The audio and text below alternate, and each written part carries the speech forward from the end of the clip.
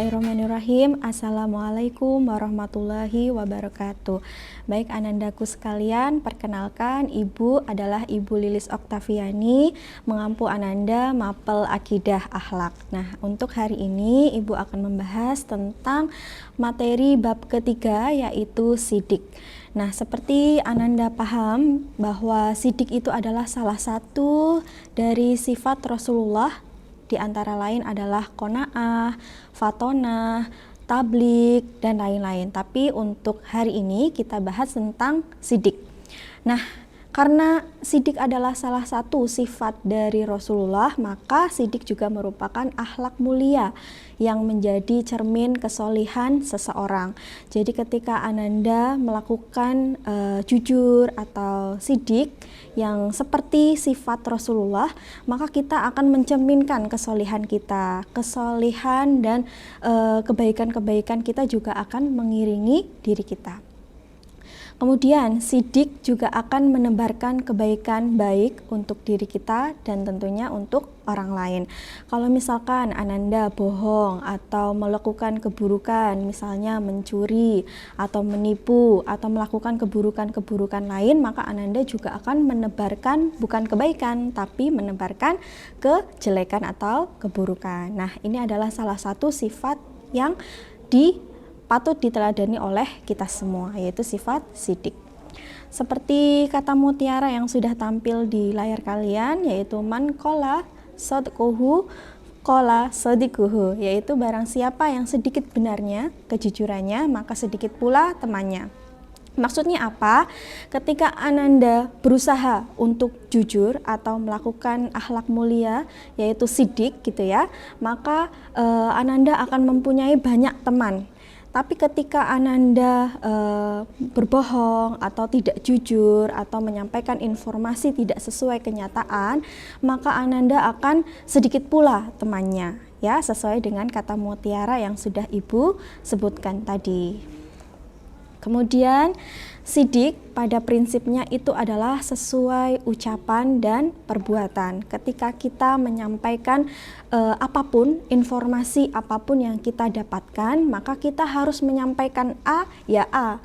Terus kalau kita mendapatkan informasi B, ya kita harus menyampaikan yang B juga. Harus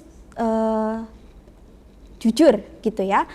Dan kesesuaian antara informasi dan kenyataan. Misalnya ketika Ananda mendapatkan tugas dan mendapatkan informasi penting dari guru, maka Ananda juga menyampaikan ke teman-teman dengan jujur, nggak boleh menambah-nambahi atau membumbui dengan sesuatu yang tidak benar, misalkan menambah-nambahi tugas yang diberikan guru agar orang lain atau teman kalian itu bisa mengerjakan sesuai dengan yang tidak dikerjakan. Kemudian ketegasan dan kemantapan hati. Otomatis orang yang jujur atau melakukan sidik itu akan mempunyai ketegasan gitu ya, dia mempunyai prinsip dan kemantapan hati tentunya. Kemudian sesuatu yang tidak dicampuri dengan kedustaan, seperti yang tadi Ibu sampaikan bahwa jujur ini memang berat ya Ananda, tapi berat juga amalannya kalau kita melakukannya. Jadi ketika Ananda jujur, otomatis bisa mengurangi dari kedustaan, kebohongan, karena kalau kalian melakukan kebohongan pasti akan melakukan kebohongan di berikut-berikutnya gitu ya. Jadi antisipasi itu maka kita mulai dengan diri kita sendiri, bukan orang lain. Seperti surat yang kita hafal, ayat 2 dan 3 surat As-Saff, yaitu ya ayyuhalladzina amanu lima taquluna ma la taf'alun kabura maqtan indallahi an taqulu ma la taf'alun. Jadi orang-orang yang beriman itu jangan melakukan sesuatu yang ia belum mengerjakan gitu ya. Nah, karena Allah itu sangat benci orang yang mengatakan sesuatu tapi dia belum mengerjakan, ya. Itu juga sangat perbuatan yang sangat dibenci Allah. Nah, kita masuk ke bentuk-bentuk kejujuran. Nah, yang pertama yang akan Ibu bahas yaitu jujur dalam niat, yaitu sidku al-azami, mempertimbangkan dengan baik setiap akan melakukan perbuatan. Nah, ini Ananda paham ya kalau jujur dalam niat. Misalkan ketika Ananda ke sekolah, terus dengan niat tadi malam membawa ringkasan untuk ujian, tetapi ketika Ananda mendapatkan kesempatan, Ananda membuka itu untuk contekan. Nah, itu niatnya untuk apa? Perbaiki. Kalau niatnya untuk ringkasannya untuk belajar, ya makanya ringkasannya untuk belajar. Tapi kalau ringkasannya hanya untuk dipelajari ketika mau ujian, ya silahkan. Seperti ayat yang sudah Allah turunkan, faida azamta fatawakkal Allah innallaha yuhibbul mutawakkilin. Apabila engkau telah membulatkan tekad, maka bertawakallah kepada Allah. Sungguh Allah mencintai orang yang bertawakal. Jadi kalau misalkan kita jujur dalam niat, maka kita sinkronkan pikiran dan hati kita. Apa yang kita azamkan, apa yang kita sudah tentukan, maka kita juga harus lakukan. Tawakal itu bukan hanya sholat, sedekah, puasa, dan haji, tapi tawakal juga bentuk kita untuk melapangkan apa yang seharusnya kita bisa untuk, misalnya ada kesempatan Ananda untuk mencuri atau ada kesempatan untuk melakukan apapun, tapi Ananda tidak melakukan itu, maka Ananda sudah menjadi orang yang bertawakal kepada Allah gitu. Kemudian yang kedua adalah jujur dalam perkataan, yaitu sidku al-hadis, yaitu senantiasa menjaga lisan dengan berbicara baik. Nah, di sini ada Ibu cantumkan hadis, mangkana yu'minu billahi wal yaumil akhir falyakul khairun aw liyasmut. Barang siapa yang beriman kepada Allah dan hari akhir, maka hendaklah ia berkata yang baik atau diam. Nah, misalkan kita kan tahu kalau jujur itu pasti yang paling penting adalah dalam perkataan kita. Ketika kita disuruh untuk menjadi saksi atau misalkan kita diminta untuk memberikan penjelasan oleh orang yang membutuhkan, maka kita harus diminta untuk yang sejujur-jujurnya. Jangan sampai kita menambah-nambahi atau mengurang-ngurangi apa yang tidak sesuai dengan kenyataan. Kemudian yang ketiga adalah jujur dalam pergaulan, yaitu asidku al-mu'amalat, yaitu menjadi pribadi yang bermanfaat untuk sekitar dan harus bisa menghindarkan dirinya dari sikap yang dapat merugikan orang lain.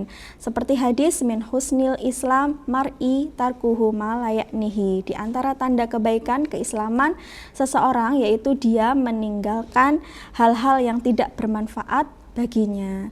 Nah, ini jujur dalam pergaulan juga harus Ananda pahami ya, kalau menjadi pribadi yang bermanfaat itu ya harus jujur dalam pergaulan, bukan hanya di keluarga atau diri kita sendiri, tapi kita juga harus bisa jujur di dalam pergaulan. Karena ketika Ananda hibah atau melakukan pembicaraan dengan teman-teman, itu jangan sampai kita melakukan sesuatu atau yang belum menyampaikan informasi yang belum disampaikan oleh teman-teman atau tidak ada kebenarannya, tapi kita menjawab itu adalah suatu kebenaran. Nah, itu kan belum pasti ya Ananda, jadi Ananda wajib untuk perlu hati-hati dalam jujur dalam pergaulan. Yang terakhir adalah jujur dalam janji, sidku al-wa'di, tidak diperbolehkan mempermainkan janji dengan kata sumpah. Nah, sumpah mungkin Ananda pernah mengatakan sumpah ya, sumpah demi Allah, sumpah sayang, dan lain-lain pasti pernah ya.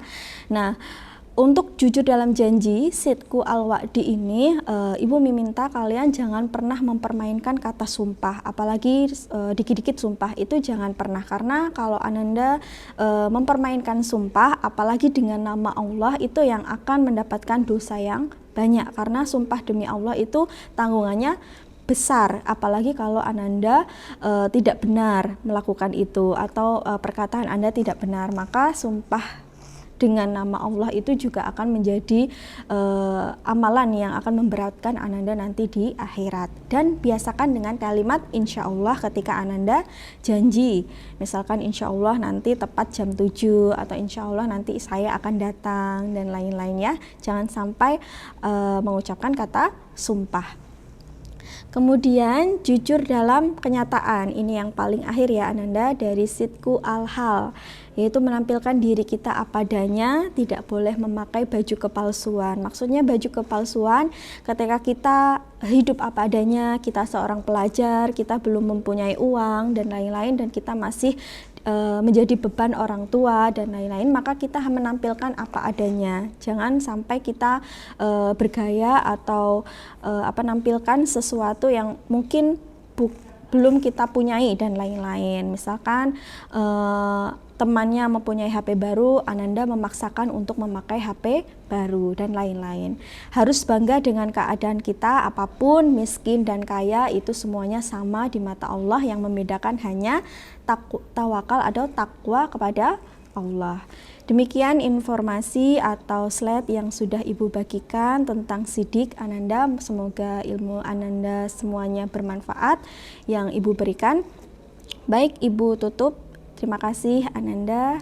Assalamualaikum warahmatullahi wabarakatuh.